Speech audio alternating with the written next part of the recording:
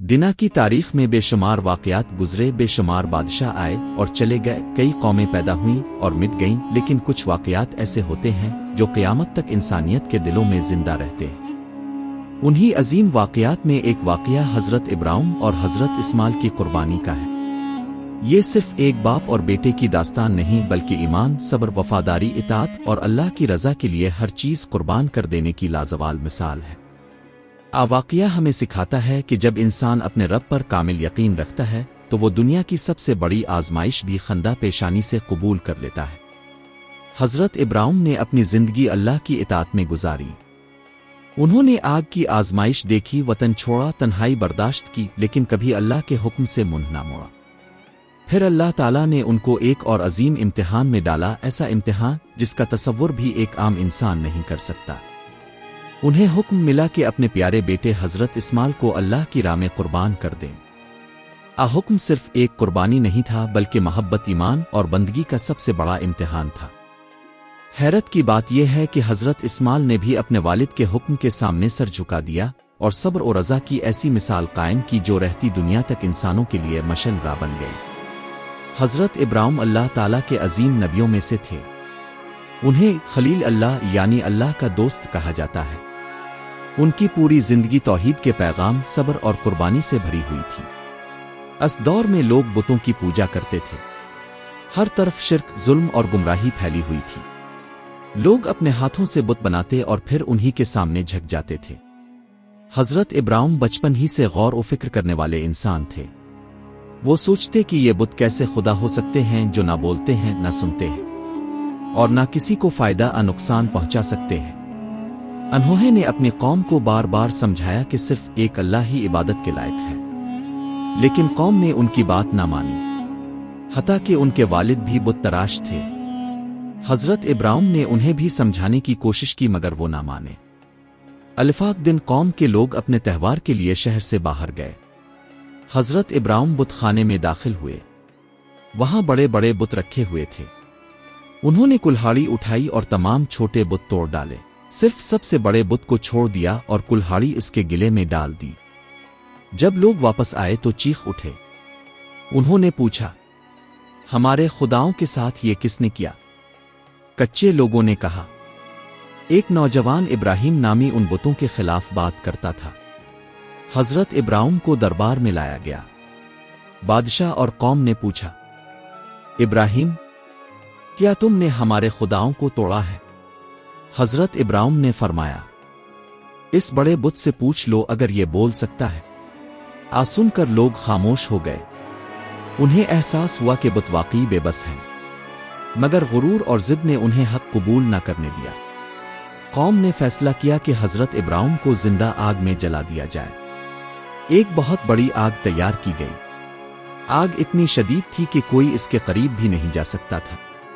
हज़रत इब्राहिम को मंजनीक के जरिए आग में फेंका गया, लेकिन अल्लाह ताला ने फरमाया, ए आग, इब्राहिम पर ठंडी और सलामती वाली हो जा। चुनांचे आग हज़रत इब्राहिम के लिए गुलजार बन गई। लोग हैरान रह गए। ये अल्लाह की कुदरत का अजीम मौजिज़ा था। हज़रत इब्राहिम ने अल्लाह के हुक्म पर अपना वतन छोड़ दिया। वो एक जगह से दूसरी जगह सफर करते रहे ताकि लोगों तक अल्लाह का पैगाम पहुंचा सके। इनकी ज़ौजा मोहतरमा हज़रत हाजरा निहायत साबरा खातून थीं। लंबे अरसे तक उनके यहाँ औलाद न हुई। हज़रत इब्राहिम बुढ़ापे की उम्र को पहुंच चुके थे, लेकिन उनके दिल में एक नेक बेटे की ख्वाहिश मौजूद थी। उन्होंने अल्लाह से दुआ की, ए मेरे रब, मुझे साले औलादा अता फरमा। अल्लाह ताला ने उनकी दुआ कबूल फरमाई और उन्हें एक बेटे की खुशखबरी दी। हज़रत इस्माइल की पैदाइश हज़रत इब्राहिम के लिए बेहद खुशी का बाइस थी। बुढ़ापे में औलादा मलना एक अजीम नेमत थी। हज़रत इब्राहिम अपने बेटे से बेपनाह मोहब्बत करते थे। हज़रत इस्माइल निहायत खूबसूरत, फरमाबरदार और नेक बच्चे थे। जैसे जैसे वो बड़े होते गए, हज़रत इब्राहिम की मोहब्बत उनके लिए बढ़ती गई। लेकिन अल्लाह ताला अपने खास बंदों को आजमाता है। जितना बड़ा मकाम होता है, इतना ही बड़ा इम्तिहान भी होता है। अल्लाह ताला ने हज़रत इब्राहिम को हुक्म दिया कि अपनी अहलिया हज़रत हाजरा और नन्हे बच्चे हज़रत इस्माइल को एक बेआब व गिया वादी में छोड़ आएं। وہ جگہ آج کا مکہ مکرمہ ہے۔ اس وقت وہاں نہ پانی تھا، نہ درخت، نہ انسان۔ حضرت ابراہیم نے اللہ کے حکم کی تعمیل کی۔ انہوں نے کچھ کھجوریں اور پانی ساتھ رکھا اور حضرت ہاجرہ اور حضرت اسماعیل کو وہاں چھوڑ کر واپس جانے لگے۔ حضرت ہاجرہ نے پوچھا، کیا اللہ نے آپ کو ایسا حکم دیا ہے؟ حضرت ابراہیم نے فرمایا، ہاں۔ حضرت ہاجرہ نے کہا، پھر اللہ ہمیں ضائع نہیں کرے گا۔ ایمان کی عظیم مثال تھی۔ جب پانی ختم ہو گیا تو حضرت اسماعیل پیاس سے رونے لگے۔ حضرت ہاجرہ پانی کی تلاش میں صفا اور مروہ پہاڑیوں کے درمیان دوڑنے لگے۔ وہ 7 مرتبہ دوڑیں۔ اس دوران اللہ تعالیٰ نے ایک معجزہ ظاہر فرمایا۔ حضرت جبرائیل آئے اور زمین پر اپنا پر ایڑی ماری، جس سے پانی کا چشمہ پھوٹ نکلا۔ یہ ابن زمزم تھا۔ آج بھی لاکھوں لوگ زمزم کا پانی پیتے ہیں اور یہ اللہ کی قدرت کی نشانی ہے۔ حضرت اسماعیل جوان ہونے لگے۔ وہ نہایت فرمانبردار اور نیک تھے۔ حضرت ابراہیم جب بھی مکہ آتے تو اپنے بیٹے سے ملاقات کرتے۔ باپ اور بیٹے کے درمیان بے پناہ محبت تھی۔ لیکن اللہ تعالیٰ نے اب وہ وقت مقرر کر دیا تھا جب دنیا کی سب سے بڑی آزمائش سامنے آنے والی تھی۔ الفاق رات حضرت ابراہیم نے خواب دیکھا کہ وہ اپنے بیٹے حضرت اسماعیل کو ذبح کر رہے ہیں۔ انبیاء کے خواب سچے ہوتے ہیں۔ یہ دراصل اللہ کا حکم تھا۔ حضرت ابراہیم پریشان ہو گئے۔ ایک طرف اللہ کا حکم، دوسری طرف اپنے اکلوتے بیٹے کی محبت۔ کوئی عام قربانی نہیں تھی، یہ دل کو چیر دینے والا امتحان تھا۔ لیکن حضرت ابراہیم اللہ کے سچے بندے تھے۔ انہوں نے فیصلہ کیا کہ وہ اللہ کے حکم کے سامنے سر جھکا دیں گے۔ حضرت ابراہیم نے اپنے بیٹے حضرت اسماعیل سے فرمایا، اے میرے بیٹے، میں نے خواب میں دیکھا ہے کہ میں تمہیں ذبح کر رہا ہوں، تمہاری کیا رائے ہے؟ سن کر حضرت اسماعیل نے وہ جواب دیا جو قیامت تک ایمان والوں کے دلوں کو روشن کرتا رہے گا۔ انہوں نے عرض کیا، اے میرے ابا جان، آپ کو جو حکم دیا گیا ہے اسے پورا کیجیے۔ انشاءاللہ آپ مجھے صبر کرنے والوں میں پائیں گے۔ الفاظ صرف ایک بیٹے کے نہیں تھے بلکہ ایک عظیم نبی کے تھے۔ انہوں نے اپنی جان کو اللہ کی رضا کے لیے پیش کر دیا۔ حضرت ابراہیم اپنے بیٹے کو ساتھ لے کر قربانی کے مقام کی طرف روانہ ہوئے۔ شیطان نے کوشش کی کہ انہیں بہکائے۔ اس نے حضرت ابراہیم کے دل میں وسوسے ڈالے، تم اپنے بیٹے کو کیوں قتل کر رہے ہو؟ لیکن حضرت ابراہیم نے شیطان کو کنکریاں مار کر بھگا دیا۔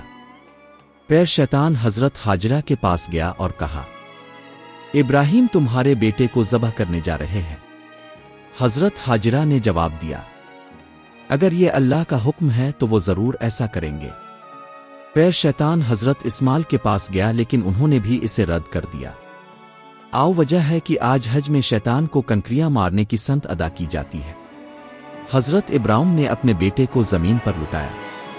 بعض روایات کے مطابق انہوں نے اسماعیل کی آنکھوں پر پٹی باندھ دی تاکہ باپ کی محبت قربانی میں رکاوٹ نہ بنے۔ حضرت اسماعیل مکمل سکون کے ساتھ اللہ کی رضا پر راضی تھے۔ حضرت ابراہیم نے چھری چلائی، لیکن اللہ تعالیٰ نے اپنے محبوب بندوں کی قربانی قبول فرما لی تھی۔ اس وقت اللہ تعالیٰ نے جنت سے ایک دمبا بھیج دیا اور آواز آئی، اے ابراہیم، تم نے خواب سچا کر دکھایا۔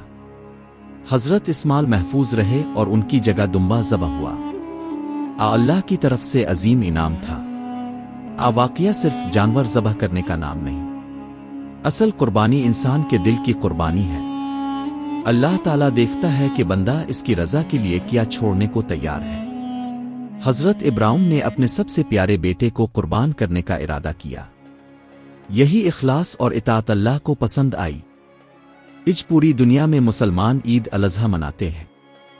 اس دن جانور قربان کیے جاتے ہیں تاکہ حضرت ابراہیم اور حضرت اسماعیل کی سنت کو زندہ رکھا جا سکے۔